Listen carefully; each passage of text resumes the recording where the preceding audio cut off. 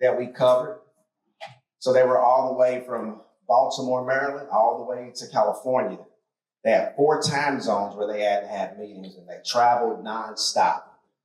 And, when I think about all the things that our membership needs, you deserve it. And that's why we do what we do, because you deserve it. You deserve to have the absolute best representation that your union dues are providing. And I stand by that. Tim and I were supposed to be here yesterday, earlier in the day. Actually, we were going to get here Sunday night so we could make sure things are the way they're supposed to be. But thanks to our clerical, Mary Jo, Jennifer, and to my man over here, Shaggy, there was no need, and the rest of the staff, the Region A staff that was here, there was no need for Tim and I to be in a hurry. But what Tim did, he drove about an hour and a half to come to Louisville, Kentucky, to Local Way 62. Tim drove to Local Way 62 yesterday, and you'll hear a little bit about it later, that they had a major announcement about the future of automotive. So Tim wanted to be there in attendance because, hey, we've got a standing committee conference, but we also have a game-changing announcement at Louisville Assembly Plant. I started at Kentucky Truck Plant. I got laid off, went to Louisville Assembly Plant, got laid off again, went back to Kentucky Truck Plant. But when I was inside of Louisville Assembly Plant, even before I started, when I turned in my badge on the last day of work at UPS, the manager there said, you're going to get laid off, right? And I said, nah, man, I'm good. First day I got inside a Ford Motor Company, why'd you leave UPS? You're going to get laid off. And that's what I had heard my entire career because of Louisville Assembly Plant and Kentucky Truck Plant. You could actually sit Louisville Assembly Plant inside of Kentucky Truck Plant because there's 6 million square footage over at Kentucky Truck. Louisville Assembly Plant historically has had 2 shifts. Then they went to 1 shift and they alternated day shift and night shift, and they shut down to retool back in maybe 2010, 2011. Then they came back. And then they went to 3 crews, and then they lost that crew, and now they had 0 product going into 2026. Brandon Reisinger is the building chairperson who's not here, but he was a part of national negotiations along with several people. John Jaggers, who was a part of national negotiations. They discussed the future of automotive. We were uncertain about the future of Louisville Assembly Plant. But they had this announcement, and Tim said, George, we've got to be there. He says, look, we're going to rearrange our flights. I'm going to drive to Louisville, and then we're going to fly from Louisville and go to the standing committee conference. Well, we knew it was going to be a big event. We got there. The mayor was there. The governor was there. The congressman was there. If you're a basketball fan or football fan, they actually had the athletic directors from the University of Kentucky and the University of Louisville. Then they had Coach Pat Kelsey, a basketball coach, one of the hottest coaches in the nation, to be there to get the employees hype about the announcement. Go Cards, baby. We got hope and hope. They made such a big deal about this announcement. The vice president, Laura Dickerson, was there, along with National Ford staff, and they really made a big deal about the future of automotive. And I'm proud to say that at Local Way 62 in Louisville, Kentucky, they have received an announcement that is game-changing, where the CEO and multiple people went on record to say that this product and what they're doing is changing Ford Motor Company's narrative for generations to come. They said this plant in Louisville, Kentucky, they said the future of Ford Motor Company and automotive starts in Louisville, Kentucky, right there at that plant, for generations to come. They informed it that they said not just you, but your children and your grandchildren will have a future here at this plant.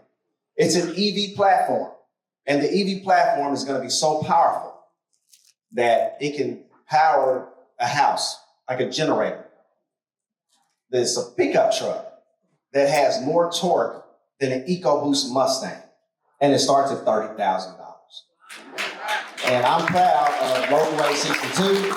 We didn't want to miss that announcement. So what happened, the director and I, we were there, and we were there with our members. We were able to see our members on the shop floor, to see their excitement. And then they're about to shut down to retool for about 6 to 8 months. They're going to shut down and retool that plant. So they're going to be on layoff and receiving sub-pay and benefits. but it's still tough being on layoff. It's a lot that can happen. But we were there. I'm glad that my brother was there. I'm proud because he's walking through a plant that I've worked on the assembly line for many years. And we left there. We had a couple of meetings. And then we went to the airport and we traveled and we got here last night a little bit after 9 p.m. But it was a long day, but we would do it all over again if you needed us to, because we want to. We want to be there for you, and no matter what capacity it is. But I want to talk about Tim for just a moment. This brother right here, you know, when you say that somebody's got your back, I don't have to look over my shoulder left or right. I mean, it could be something as small as us sitting at a restaurant.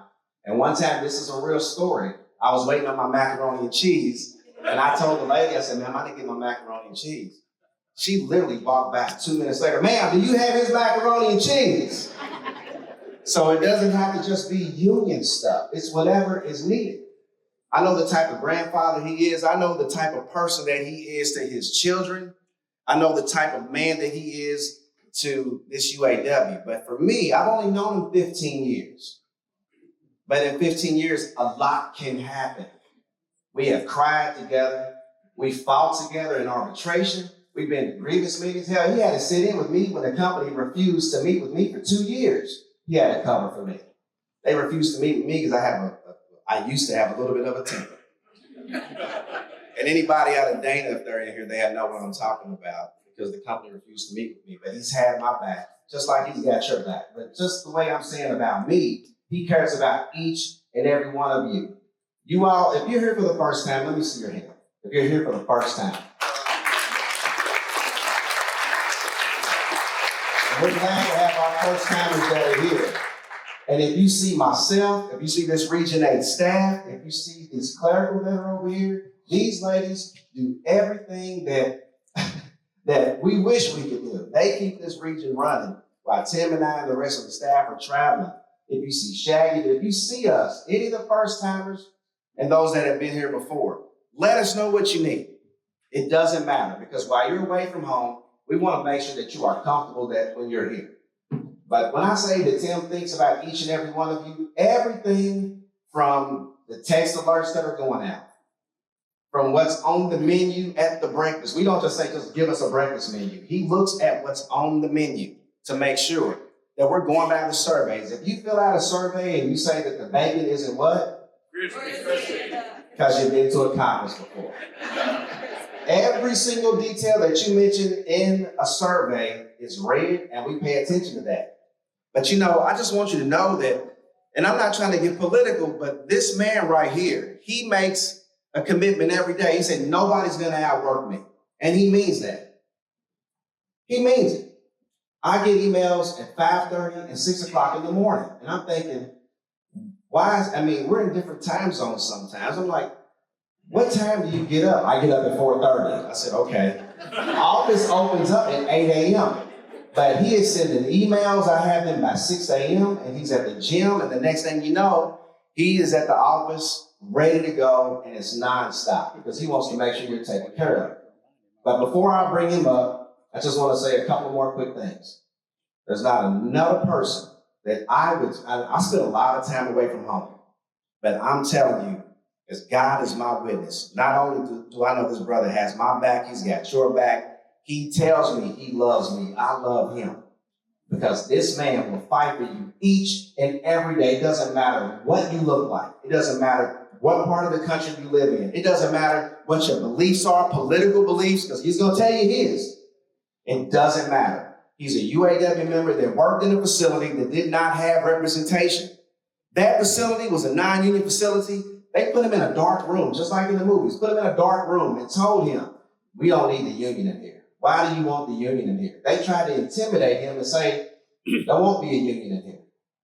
They tried to intimidate him. I mean, literally, I'm not trying to talk about age, but it was so long ago, it was a projector, and they showed a video.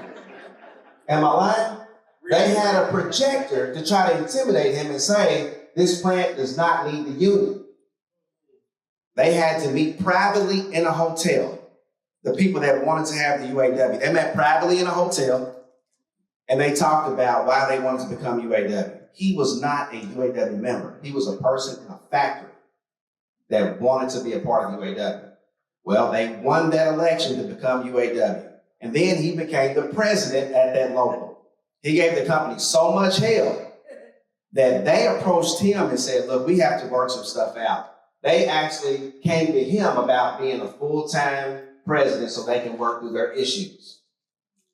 Well, lo and behold, after many years of being there, being on the bylaws committee and being the president of that local, he ended up becoming an international rep back in 2008.